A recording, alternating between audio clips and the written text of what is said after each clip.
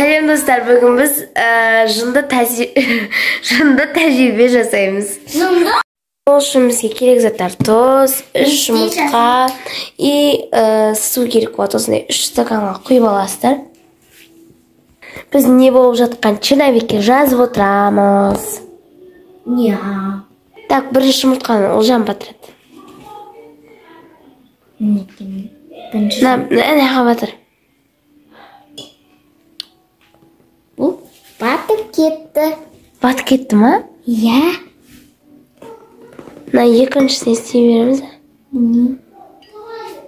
Астыға түсіп кетті, короче, ыңғайсыз бізге соқта басқа бокал аламыз. Менің әпшем тұз себеді. Қанша қасық? 3 қасық, ене өшек.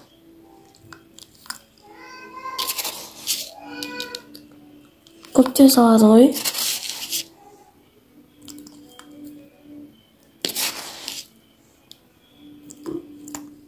Болды. Жоқ, тағы ғой. Жерімейді қалады ғой. Қанымда күрсі болып кетті.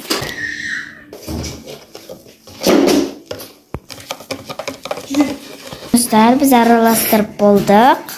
Енді жұмыртқаны батырамыз. Көрінбейді ғой?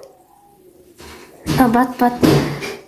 Короче, бізде тәжірибеде осылай шықты. Біріншісі батып кетті, ал екіншісі бізде төбеде тұр. Ал үшіншісі бізде жүзіп жүру керек, короче. Бұған енді кішкене аздау саламыз тұзды. 3-4 қасық.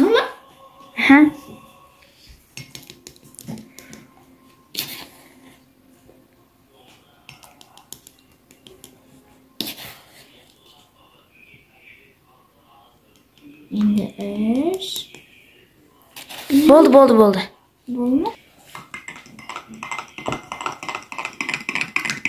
Астына тегізіп андай араластырсай. Болды. Енді жұмыртқа.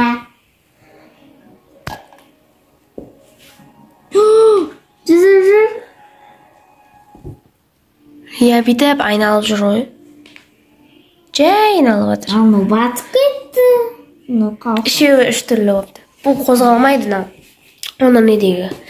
Жүзіп жүр, бүйтіп жай жүзеді. Наған біз тұзды көп салдық, 10 қасықтай. Наған бұл кәдімгі су, бұған ешені қоспадық, жұмыртқаны батырдық. Нада тұз 3-4 қасық. Достар, біздің тәжірибе аяқталды. Егер видеомыз ұнаса лайк басып, подписация батырмасын басып, комментарий жазуды ұмытпаңыздар. Сау болыңыздар.